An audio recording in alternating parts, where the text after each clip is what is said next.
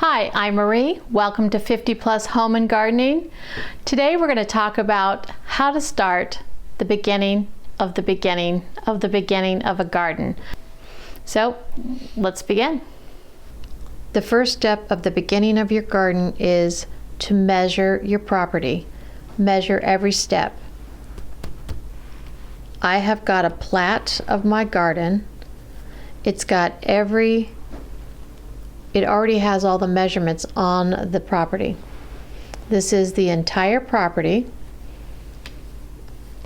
They actually have it in a north, south, east, west view.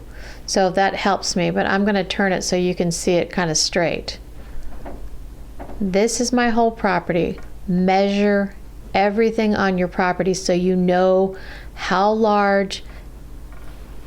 far it is from your house to the edge of your property. Then you can measure your house to the end of your beds. If you have beds in the front, you can measure it exactly. This is the first step that you want to take. So you're going to measure your house second on this step. So I've made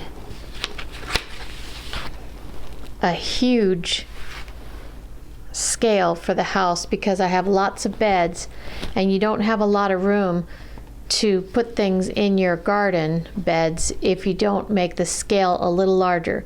So by the house, I've made the scale really large, and the design is my house is done in 1/4 inch. Every 1/4 inch equals 1 foot. So everything is to scale. 1/4 inch is 1 foot, and I've measured every angle, every jet out of the house, every part of the house that goes out, I've measured. Measure all your hardscape outside. This is the cement. This is my cistern. These are permanent things, so measure everything. Measure your black top. Step number 2 is put all the trees that exist right now in your property.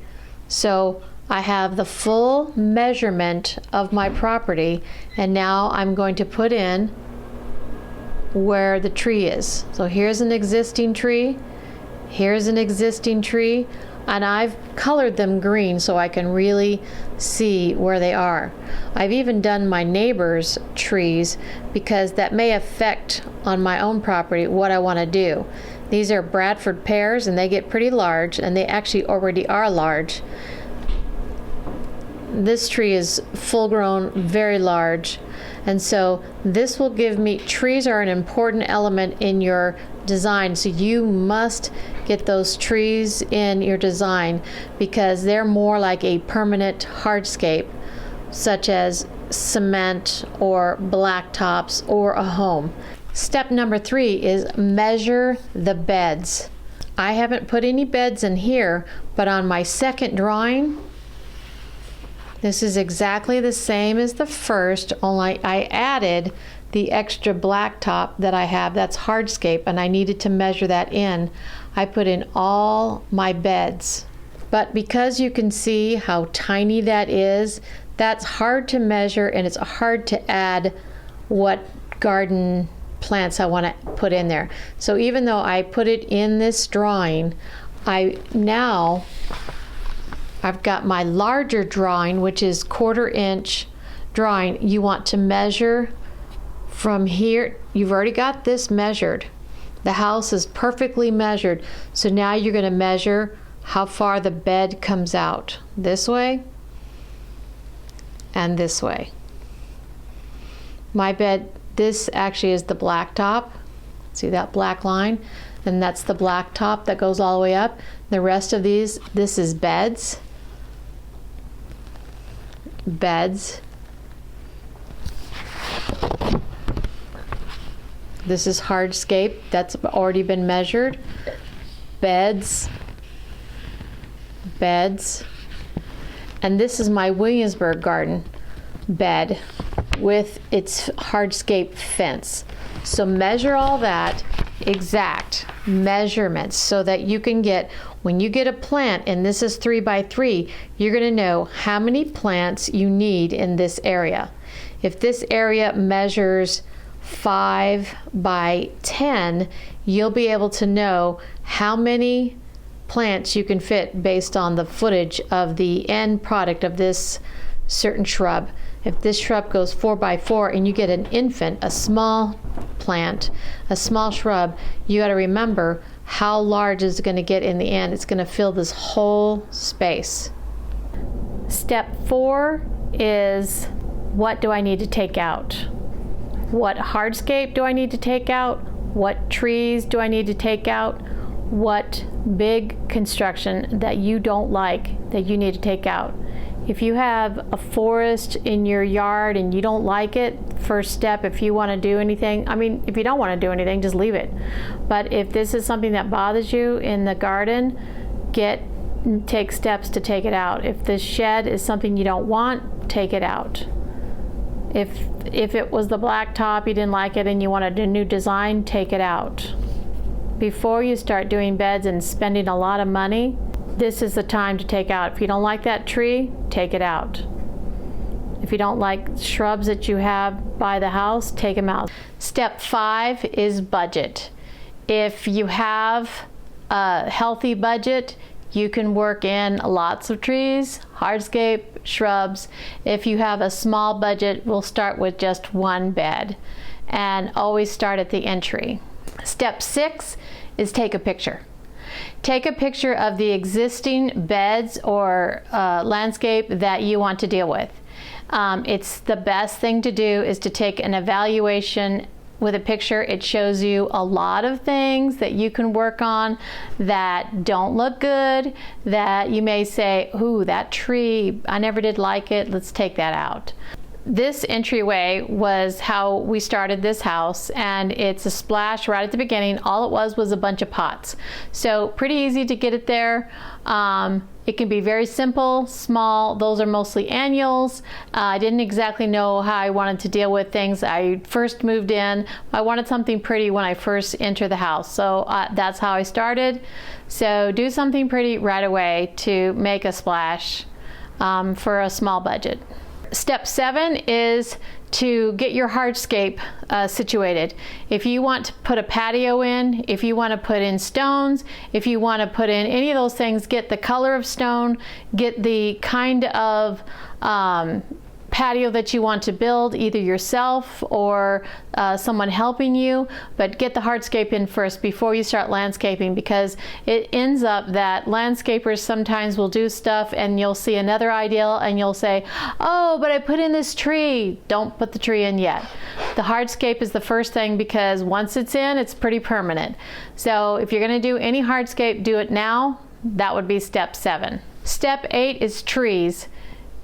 Look through catalogs right now. It's January. Actually, it's a good time to put in trees. So make a decision. Start to figure out where you can put it in. As long as you can dig, you want that tree in. If it's a large tree, you make sure that that goes in at the beginning of your project. If you want shade, think through that area. Once you put in a large tree, it's a pretty permanent thing. I mean, you can take a tree out. Decide where those trees go. If they're very large, get small ones so you can kind of work with it. But just remember, it gets a maple gets 40 feet tall and maybe as wide, and you got to think of that in 10 years what that's going to look like. So think it through, look through catalogs, make your best choice. Part of step number 8, I have written on my paper, established trees from 2022. And in 2023, these are all the trees that I put in. These are new trees that I added to my property. So when you see what kind I got, a crepe myrtle that's 20 feet, I've got 4 of those. And I put them around the property. Now they're sticks right now, but they'll get 20 feet in the end. So I have to determine how much shade I'm going to get from them and how many I want to add to around that area. Here are the existing trees. And then on this, these are all the trees that I've added. I've added trees. I've added a whole bunch right here. I've added trees. So I've written down where they went, and now on a piece of paper or in your journal, I'm writing the new trees that I added last year. Step 9 would be shrubs. Pick shrubs that you enjoy. You've already seen them. You've seen them in other people's yards. Look in your neighborhood and see, I've always loved this shrub. Find out if she's had it for 10 years. Look at the size. Look at the size it's going to be, even though you get a small one. Remember, the end size sometimes can be 12 feet tall. So look at your neighbors and say, I love these shrubs. These are good. Shrubs are a little bit more permanent than perennials. They can be divided and taken out. But shrubs cost a little bit more money. So be sure when you want a shrub, it's something that you want, and think of the size. Okay, step number 10 is the bed. The bed is a pretty important part of your overall landscape design. You want to think of a bed that you can manage. We're all older. We can't really manage maybe a 40 by 40 flower bed, but maybe we can manage a 10 by 10 bed at our age. Just think of how much energy you have and how much you want to take care of. If you want this to be moving every day and you want a 40 by 40 so that you'll get out. I knew a girl, one of her horses passed away, and I said, do you want to get another horse? And she said yes. And I'm like, but your age, we're getting older. You still want to take care of that? And she said, yes, if I don't get another horse, I won't go outside. So whatever motivates you to get outside and move, maybe that's what you want. So a garden can be like a horse, a workhorse. So yeah, if that is a thing for you and you want to try that and you want to get in it and work it, then and you have the budget for it. But I always say go small.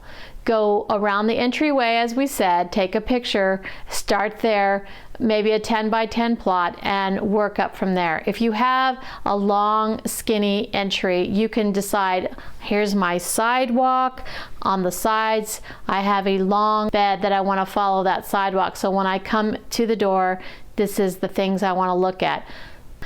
So there's a lot of steps to the beginning, but once you get it, you can do this to each bed. Start from the beginning and work out the steps all the way down for each bed and each part of the landscape in your yard.